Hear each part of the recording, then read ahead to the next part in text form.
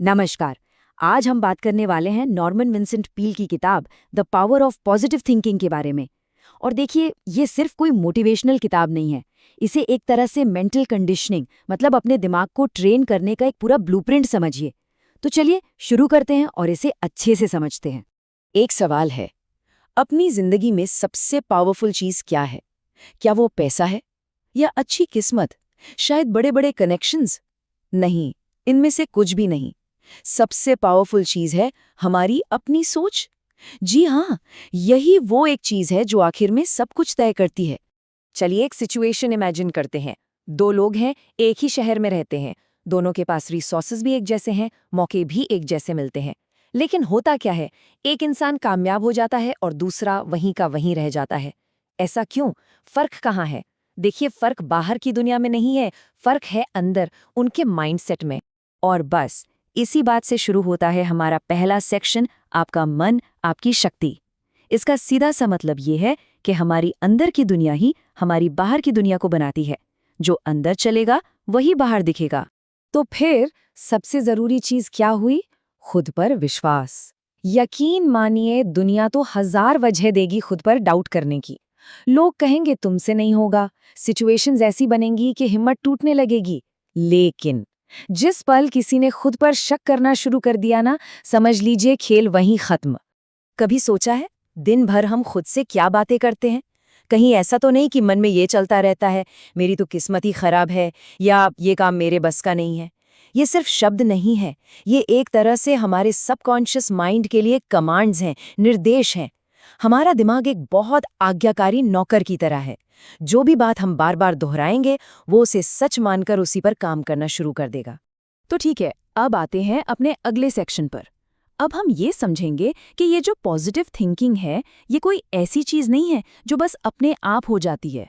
नहीं, ये एक एक्टिव आदत है जिसे बाकायदा ट्रेन करना पड़ता है, बनाना पड़ता है। एक बहुत बड़ी गलतफहमी है पॉजिटिव थिंकिंग को लेकर। इसका मतलब ये बिल्कुल नहीं है कि सब कुछ गलत हो रहा है और फिर भी चेहरे पर एक झूठी मुस्कान चिपकाकर घूमे। नहीं, ये एक मेंटल डिसिप्लिन है, एक मानसिक अनुशासन। और जैसा हर डिसिप्लिन के साथ होता है, ये प्रैक्टिस से, इरादे से आता है। ये समझना बहुत जरूरी है कि हमारे दिमाग की डिफ़ॉल्ट सेटिंग, मतलब जो इसका नेचुरल झुकाव है, वो अक्सर नेगेटिविटी की तरफ होता है। नेगेटिव ख्याल तो अपने आप आ जाते हैं, है ना? लेकिन पॉजिटिव ख्यालों को उन्हें जानबूझकर एफर्ट लगाकर चुनना पड़ता है। और इसीलिए पॉजिटिव थिंकिंग नेचुरल नहीं, बल्कि एक सीखी हुई, एक ट्रेन्ड आदत है। एक मन में दो चीजें एक साथ नहीं रह सकती, डर और विश्वास। ये बिल्कुल मुमकिन नहीं है। तो चुनाव हमें ही करना है। हम किसे खाना खिलाएंगे, डर को या विश्वास को? क्योंकि जिसे भी हम पोषित करेंगे, जिसे भी हम सींचेंगे, वही बड़ा होगा और हमारी जिंदगी की पूरी दिशा तय कर देगा। तो चलिए, थ्योरी तो बहुत हो गई। अब बात करते हैं कुछ प्रैक्टिकल तरीकों की, कुछ ऐसी टेक्निक्स की जिनसे कोई भी अपने दिमाग को रीट्रेन कर सकता है। सबसे पहली और सबसे जरूरी बात, हमारा दिमाग एक स्पंज की तरह होता है, बिल्कुल एक स्पंज की तरह। वो अपने आसपास के माहौल से सब कुछ सोख लेता है। हम क्या सुन रहे हैं, किन लोगों से बात कर रहे हैं, क्या देख रहे हैं, ये हर चीज हमारे विचारों को बना रही है। सोचकर देखिए, अगर कोई हर वक्त नेगेटिव माहौल में रहे तो पॉजिटिव सोच पाना लगभग नामुमकिन हो जाता है।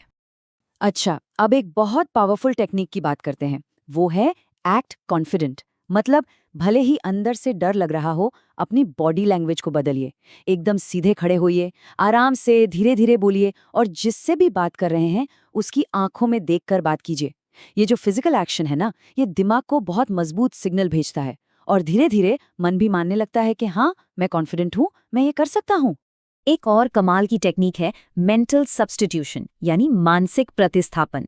इसका मतलब है जब भी कोई नेगेटिव ख्याल मन में आए तो उसे इग्नोर मत कीजिए, बल्कि उसे पकड़कर जानबूझकर एक पॉजिटिव और कंस्ट्रक्टिव ख्याल से बदल दीजिए।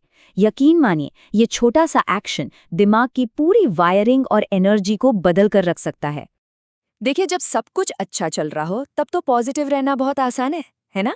असली टेस्ट तो तब होता है जब जिंदगी मुश्किलें खड़ी करती है, जब हालात खिलाफ हों। और यहीं पर सबसे जरूरी बात आती है।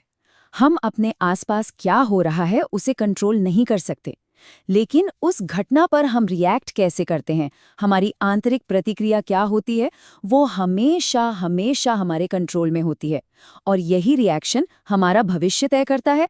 इसे ऐसे समझिए, एक ही घटना, मान लीजिए किसी काम में फेल हो जाना, इसके दो बिल्कुल अलग नतीजे हो सकते हैं।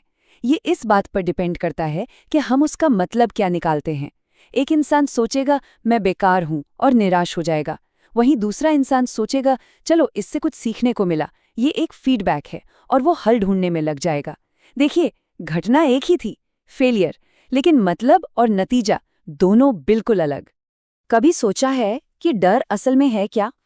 डर हमारी कल्पना का गलत इस्तेमाल है। बस हम 90% टाइम उन चीज़ों के बारे में सोच सोच कर डरते हैं जो कभी होने ही नहीं वाली, लेकिन हमारा शरीर तो उसे सच मान लेता है। दिल की धड़कन बढ़ जाती है, घबराहट होती है। ये सब क्यों? सिर्फ हमारे दिमाग में चल रही कहानियों की वजह से। और अब हम आते हैं अपने फाइनल और सबसे अहम हिस्से पर। ये सिर्फ कोई टेक्निक नहीं है, ये इंसान की कोर आइडेंटिटी, उसकी मूल पहचान को बदलने की बात है।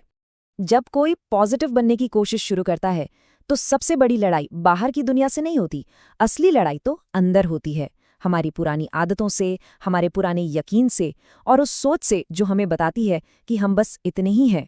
हम खुद को क्या समझते हैं, एक विक्टिम या एक विनर? ये जो हमारी सेल्फ इमेज है ना, भले ये दिखाई ना दे, लेकिन इसके रिजल्ट्स हमारी जिंदगी में साफ साफ दिखते हैं। जब तक कोई खुद को देखने का नजरिया नहीं बदलता, तब तक उसके बर्ताव में कोई परमानेंट बदलाव आ ही नहीं सकता। एक बात साफ कर दूं, पॉजिटिव थिंकिंग का मतलब आंख बंद करके सब अच्छा अच्छा सोचना नहीं है।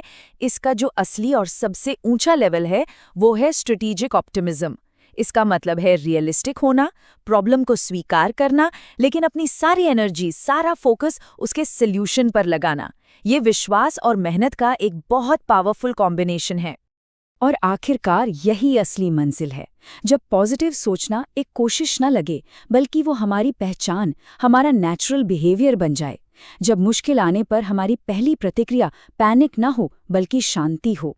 जब हमारा पहला विचार उम्मीद से भरा हो, और जब हमारा एटीट्यूड हमेशा प्रॉब्लम पर नहीं बल्कि सॉल्यूशन पर फोकस हो। तो अंत में बस एक ही सवाल बचता है, अगर हम खुद अपनी सोच को डिज़ाइन नहीं करेंगे, तो हमारा माहौल, हमारे आसपास की दुनिया, वो इसे डिज़ाइन करेगी। तो अपनी किस्मत को कौन डिज़ाइन करेगा, हम खुद या हमारे हालात? ये फैसला हमें ही करना है।